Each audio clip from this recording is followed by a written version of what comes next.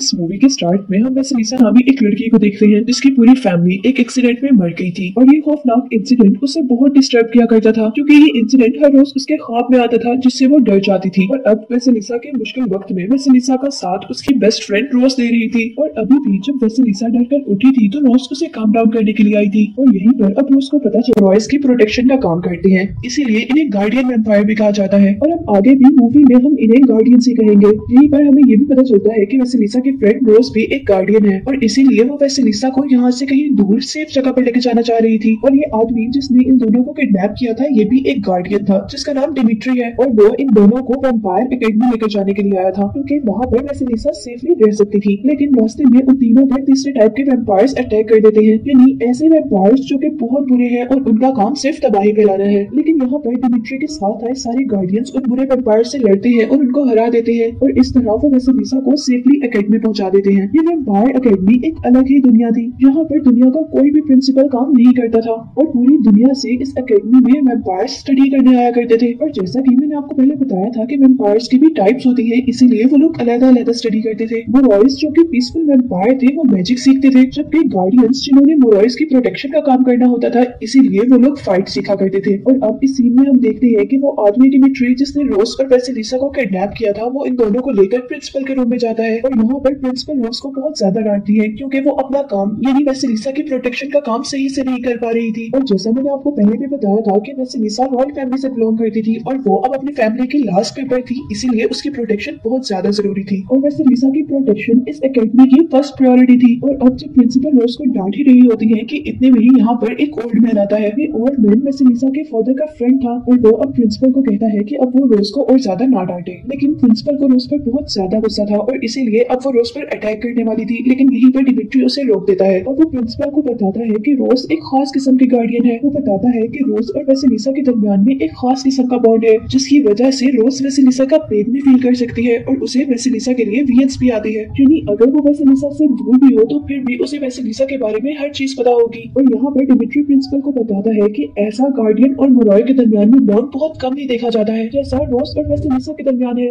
और ये बात सुनकर प्रिंसिपल रोज को छोड़ देती है। अब प्रिंसिपल ऑफिस से बाहर आने पर वेसेलिसा को एक लड़की मिलती है जो उसे कभी पसंद नहीं थी क्योंकि वो लड़की हमेशा वेसेलिसा को तंग किया करती थी और अभी भी वो यही काम कर रही थी।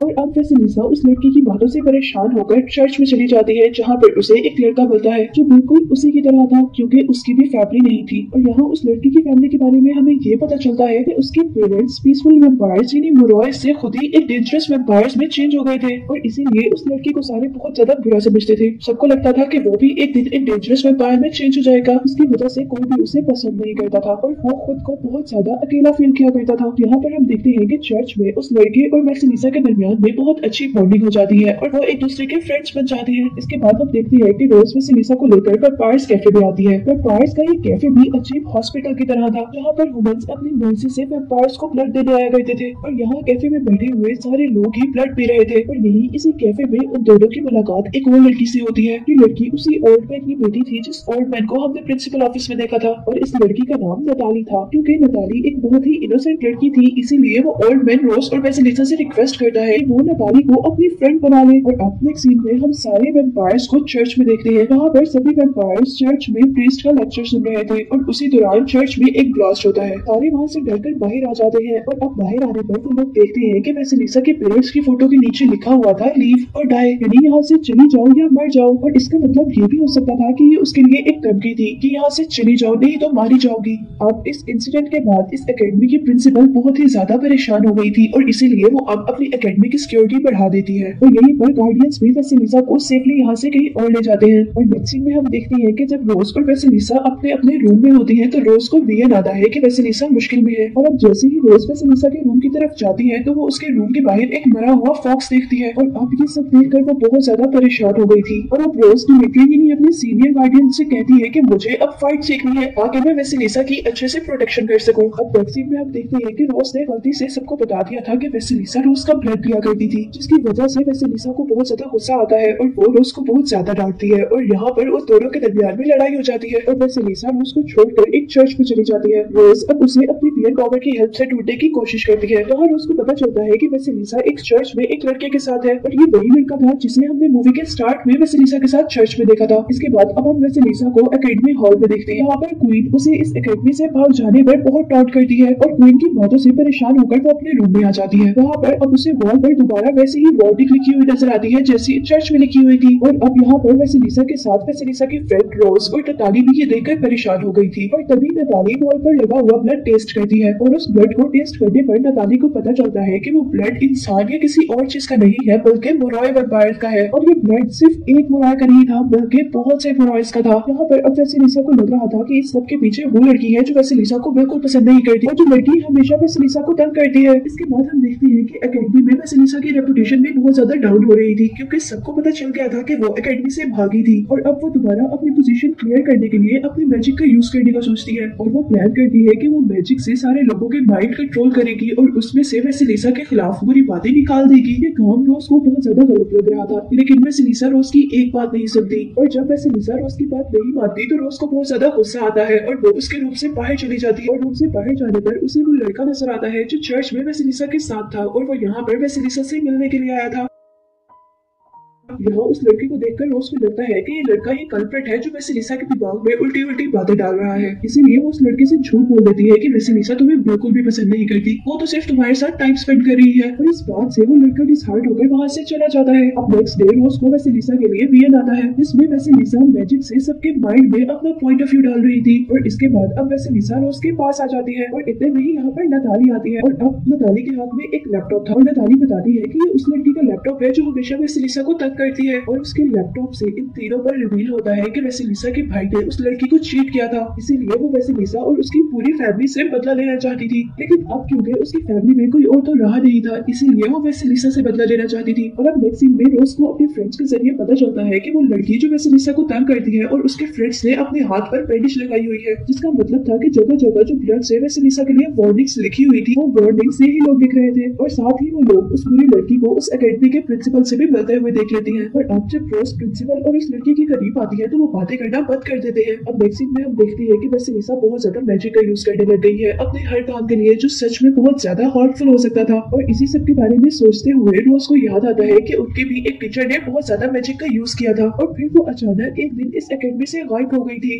अब रोज उस टीचर के बारे में पता चलाना चाहती थी कि असल में उसके साथ हुआ क्या था लेकिन इस एकेडमी में उनके बारे में बात करना भी बना था, इसीलिए रोज डिसाइड करती है कि वो प्रिंसिपल ऑफिस से उस टीचर की फाइल ढूंढ कर लाएगी ताकि वो ये देख सके कि ज्यादा मैजिक यूज करने की वजह से उनके साथ क्या हुआ था ताकि वो वेसेलिसा की सही से प्रोटेक्शन कर सके। और अब उस फाइल से रोज को पता चलता है कि उनकी टीचर ज्यादा मैजिक यूज करते करते ब्लैक मैजिक की तरफ चली गई थी जिसकी वजह से उनके साथ बहुत ज्यादा अजीब अजीब चीजें हुआ करती थी और इन सब चीजों से रोज बहुत ज्यादा परेशान हो रही थी कि उसी दौरान रोज को एक वियन आता है कि वेसेलिसा ने एक ख्वाब देखा है जिसमें वो डर गई है। इस ख्वाब में वेसेलिसा ने देखा था कि उसका वो चर्च वाला फ्रेंड उस पर अटैक करने वाला है और ये ख्वाब रोज भी अपने वियन की हेल्प से देख लेती है और अब वो बहुत ज्यादा परेशान थी इसीलिए वो वेसेलिसा के फ्रेंड के पास जाती है और रोज अब उस लड़के को सब कुछ सच सच बता देती है कि उस दिन जब तुम वेसेलिसा से मिलने के लिए उसके रूम में आए थे तो मैंने तुमसे झूठ कहा था कि वो तुम्हें पसंद नहीं करती बल्कि वो तुम्हें बहुत पसंद करती है। और साथ ही रोज उस लड़के को बताती है कि वेसेलिसा किस मुश्किल में है और रोज अब वेसेलिसा को बचाने के लिए उसके फ्रेंड की हेल्प मांगती है। इसके बाद हम देखते हैं कि रोज, नतालिया और वेसेलिसा एक पार्टी में है जहाँ पर वेसेलिसा बहुत ज्यादा मैजिक का यूज कर रही है और ये देखकर रोज बहुत ज्यादा परेशान हो जाती है और गुस्से में वहाँ से बाहर आ जाती है और रोज के पीछे पीछे अब वेसेलिसा और नताली भी बाहर आ जाती है और बाहर आने पर वो देखती है कि किसी ने वेसेलिसा की कैट को मारकर एक बैग में डाल दिया है और अब वेसेलिसा अपनी कैट को अपने मैजिक की हेल्प से जिंदा करने की कोशिश करती है और इस बार उसकी सारी पावर उस मैजिक में लग जाती है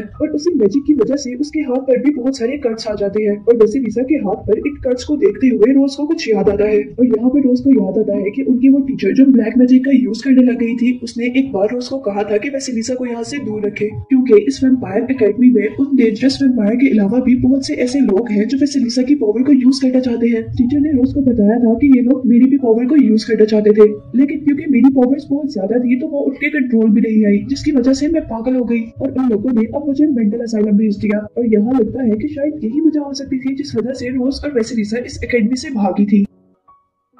यही पास्ट के सीन में हम देखते हैं कि वो टीचर रोज को सारी बातें बताने के बाद उसकी सारी मेमोरी रेज कर देती है उस वक्त तक के लिए जब तक उसे इस चीज की जरूरत न पड़े। और क्योंकि अब वक्त आ गया था जब उन्हें इन चीजों की जरूरत थी, इसीलिए रोज को ये सारी बातें याद आ गई थी। और अब रोज ये सारी बातें जाकर डिमिट्री को बताती है और वो डिमिट्री से कहती है कि उन्हें उन टीचर के बारे में सारी बातें चाहिए। और वो डिमिट्री से कहती है कि उन्हें अब उस टीचर के बारे में सारी इन्फॉर्मेशन चाहिए, जो कि डिमिट्री उन्हें बहुत आसानी से दे देता है। के बाद रोज वेसेलिसा के फ्रेंड की हेल्प से मैजिक के बारे में बहुत सारी इन्फॉर्मेशन भी कलेक्ट कर लेती है। और सारी बातों की पता चलने के बाद वो लोग कंक्लूजन निकालते हैं कि सबसे पहले तो प्रिंसिपल वेसेलिसा को मारना चाहती है और प्रिंसिपल उसे मारकर अपनी न्यू रॉयल फैमिली बनाना चाहती थी। और इन्हीं सब बातों को सोचते हुए रोज बेदहाली में चल रही थी, जहाँ पर उसका पाँव एक डिश में फंस जाता है और रोज गिर जाती है, जिसकी वजह से उसका पाँव टूट जाता है। लेकिन जब उसे होश आता है तो उसका पाँव बिल्कुल ठीक था और उसे अब पता चल गया था कि ये काम वेसेलिसा ने किया है। और अब रोज और वेसेलिसा के दरमियान में दोबारा फ्रेंडशिप हो जाती है। और उसके बाद हम उन तीनों को यानी रोज, वेसेलिसा और नतालिया को एक पार्टी में देखते हैं। और यहाँ पार्टी में रोज वेसेलिसा की प्रोटेक्शन कर रही थी उस प्रिंसिपल से,